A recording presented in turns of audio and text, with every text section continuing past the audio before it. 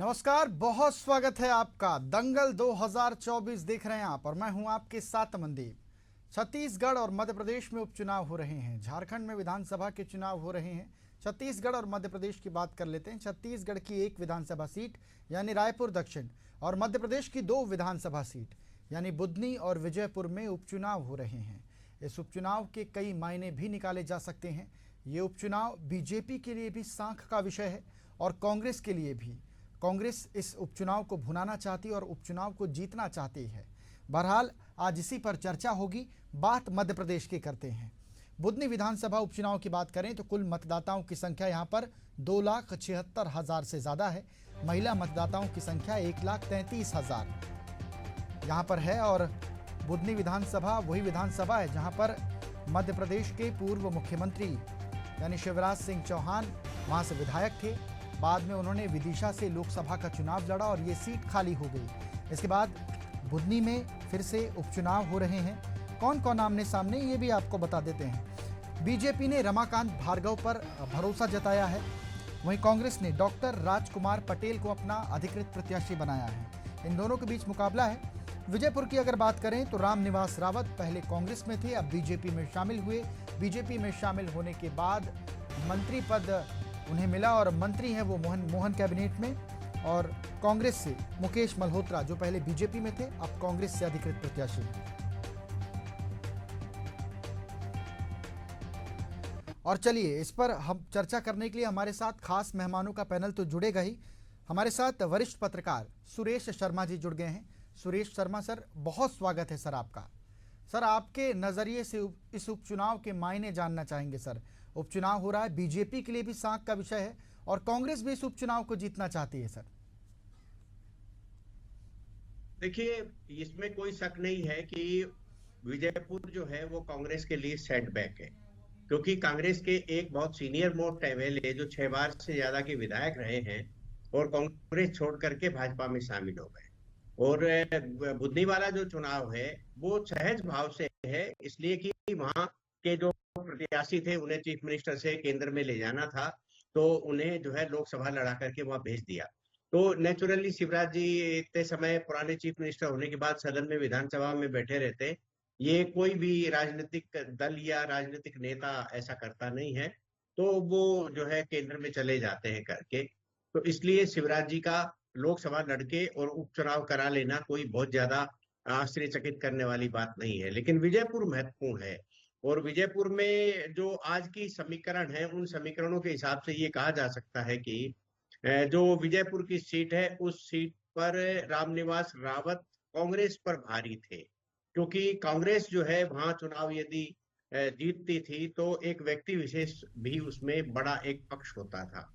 भाजपा से 2-3 लोग चुनाव लड़े, 2-3 लोग चुनाव जीते हैं। बाबूलाल मेवाड़ा चुनाव जीते हैं, सीताराम आदिवासी चुनाव जीते हैं। तो इससे ये लगता है कि भाजपा पार्टी के रूप में जिसको खड़ा करती है और वो यदि अपने जनाधार में व्यक्तिगत भी कुछ जोड़ लेता है तो वो जीतने की पोजीशन में आ जाता है। ऐसा करके विजयपुर का राजनीतिक समीकरण है। लेकिन सबसे महत्वपूर्ण और एक समझने वाली बात यह है कि आखिर रामनिवास रावत को कांग्रेस छोड़ने की आवश्यकता क्यों पड़ी।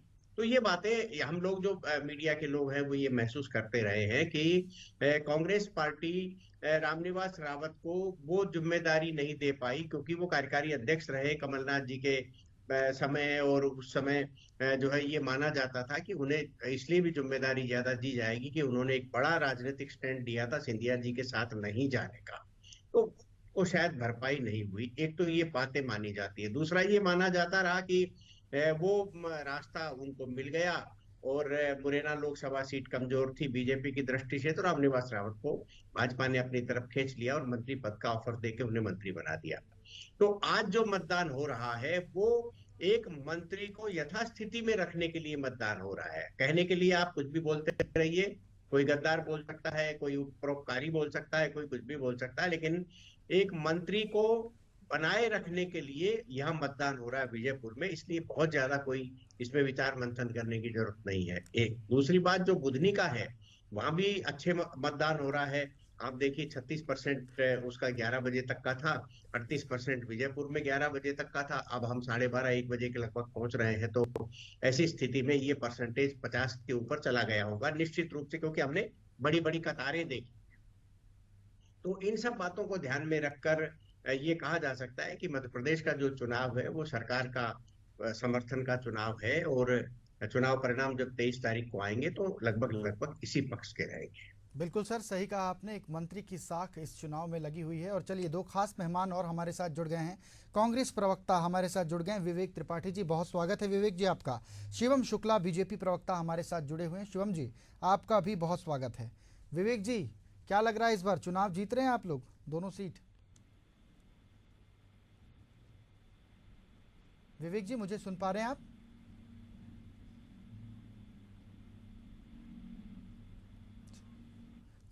शिवम जी, आपसे सवाल ले लेते हैं। बीजेपी प्रवक्ता हैं आप, और विजयपुर विधानसभा सीट की अभी मैं सुरेश सर से बात कर रहा था। बहुत महत्वपूर्ण विधानसभा सीट, एक मंत्री की साख लगी हुई है यहाँ पर।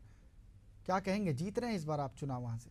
देखिए, स्वाभाविक तौर पर भारतीय जनता पार्टी हर चुनाव को पूरी गंभीरता के साथ लड़ती है। हमारा संगठन, प्रदेश के माननीय मुख्यमंत्री जी, प्रदेश अध्यक्ष जी से लेकर के बूथ तक के कार्यकर्ता ने इन चुनावों में पूरी तय रणनीति और अपने परिश्रम के साथ कहीं न कहीं अपने हिस्से का योगदान अर्पित किया है।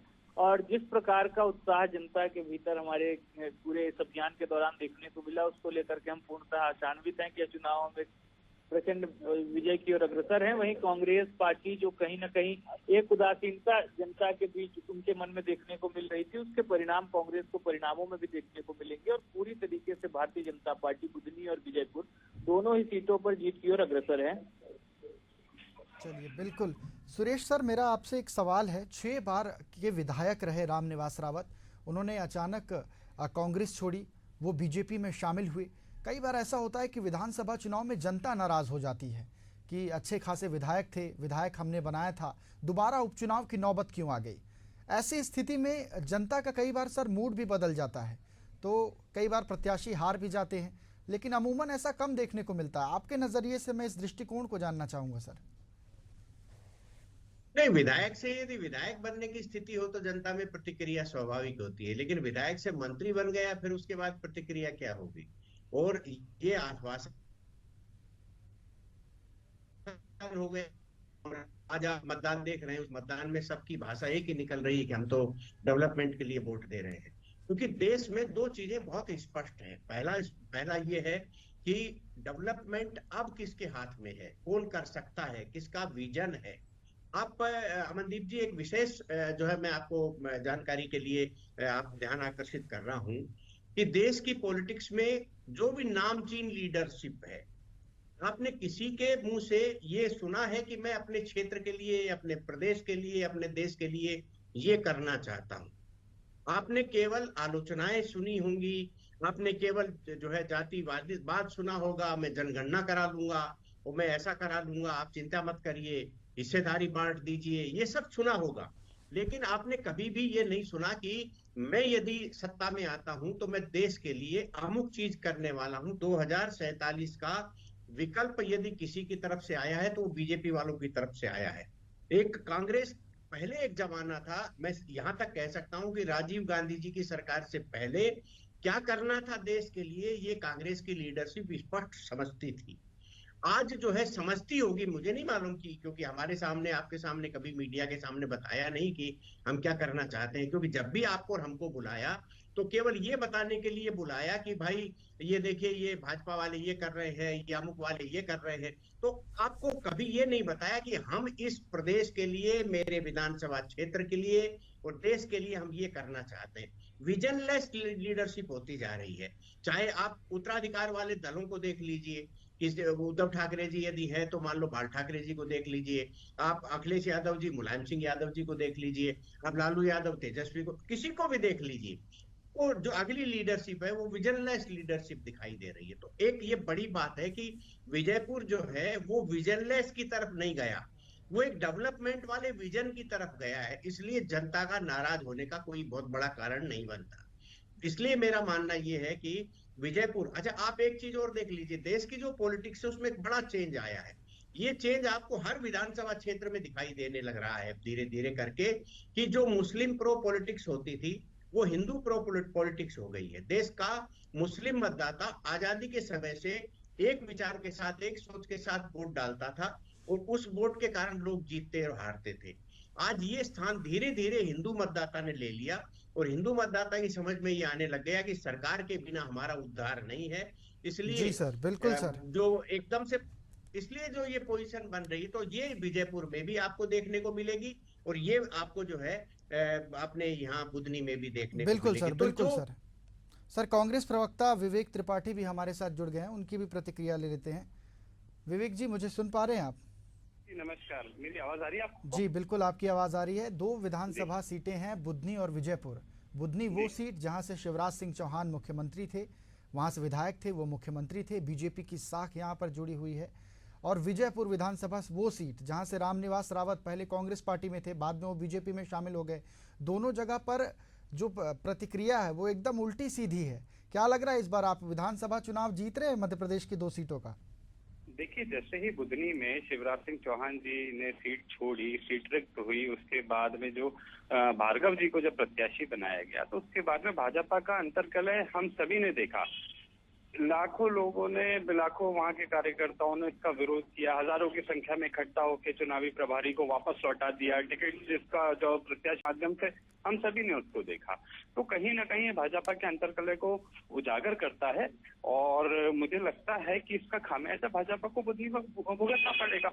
विजयपुर में भी स्थिति भाजपा की खराब है, रावत जी का विरोध है, जिसके चलते वहां पे सरकारी तंत्र का दुरुपयोग करके पूरे चुनाव को दूषित करने के प्रयास किए जा रहे हैं। तो निश्चित ही मैं समझता हूं, आप देखिए कि जब चुनाव आयोग जाके कांग्रेस ने शिकायत की कि वहां पे बाहुबल और दंगल का उपयोग किया जा रहा है, तो निर्वाचन आयोग को कार्रवाई की जानी चाहिए थी। चलो, है ना, निर्वाचन आयोग को वो कार्रवाई करनी चाहिए। निर्वाचन आयोग कार्रवाई करने की जगह उसी रात में राजस्थान के गुंडे आके मध्य प्रदेश में गोलीबारी करते हैं।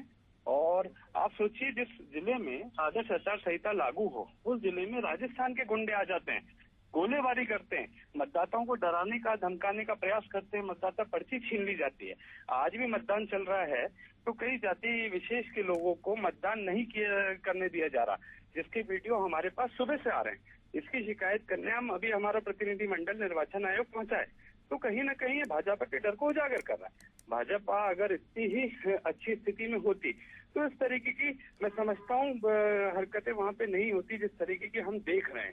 और निश्चित ही शासन प्रशासन का दुरुपयोग करके भाजपा इस चुनाव को कैसे भी जीतना चाहती है, परंतु जनता अपना मन बना चुकी है। और आप देख रहे हैं कि गुंडों के दम पे गोली चला के कोई चुनाव नहीं जीता जा सकता। चलिए, बिल्कुल। सुरेश सर, मैं वापस आपके पास लौटना चाहूँगा। बुधनी और विजयपुर विधानसभा सीट का समीकरण आपसे समझ रहे थे, कृपया बताएं।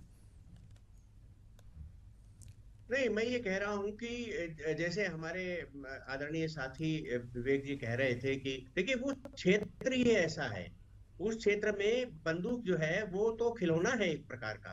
तो वहां ये सब तो होता ही रहा है, पहले भी होता रहा है, आज भी हो गए। पिछले विधानसभा के चुनाव के अंदर देख लीजिए, वहां गोलियां चली थी। वहां गोली नहीं चलेगी उस दिन लोकतंत्र की बड़ी उपलब्धि मानी जाएगी, इसलिए वहां गोलियां चलती हैं। गोलियां वहां का खिलौना है। इसलिए ये चुनाव जीतने और हारने का, चुनाव जीतने के लिए लोग गोलियां चलवा देते हैं, चुनाव हरवाने के लिए गोलियां चलवा देते हैं, वातावरण गंदा करने के लिए गोलियां चलवा देते हैं। ये जरूरी थोड़ी है कि प्रत्याशी दोनों कांग्रेस भाजपा वाले ही गोली चलवाने भूमिका अदा कर रहे हैं। जिनको इनके बीच में विध्वंस पैदा करना, वो भी गोली चलवा देते हैं। तो ये कोई बहुत मुरैना, भिंड और ये जो एरिया है श्योपुर वाला, ये सब तो स्वाभाविक रूप से इस रूप में माना जाता। तो ये है, 2 समीकरण हैं जिनको बहुत बारीकी से समझने का है। पहला ये है कि रामनिवास रावत जी प्लस भाजपा के जो वोट है, यदि उनका समीकरण जिस तरीके का दिख रहा है ऐसा ही यदि चलता रहा तो चुनाव परिणाम ये हो जाएंगे। दूसरा जो है, जो कांग्रेस के मुकेश मल्होत्रा जी आदिवासी हैं, वो संयोग से बीजेपी में कभी नहीं रहे, वो पिछली बार निर्दलीय चुनाव लड़े थे। तो उन्होंने चुनाव लड़के 40,000 वोट प्राप्त किए थे। यदि उन 40,000 वोट को फिर से प्राप्त कर लिया जाए और कांग्रेस का जो रामनिवास रावत जी के साथ जो वोट था वो ट्रांसफर हो जाए, तो मुकेश जी की जीत की संभावनाएं दिख जाती। ये एक बड़ा समीकरण है वहां। अब इस वोट में जैसे मान लो मुझे ये जानकारी मिली कि जो आदिवासी अंचल है उसी के अंदर गोलियां चली हैं, तो इसका मतलब जो 40,000 वोट था वो डिस्टर्ब हो गया और वहां जो है कांग्रेस की जीत की संभावना खत्म हो बिल्कुल गई। सर, दूसरा एक बिल्कुल। बड़ी बात, और दूसरी दो लाइन की ओर कह देता हूँ।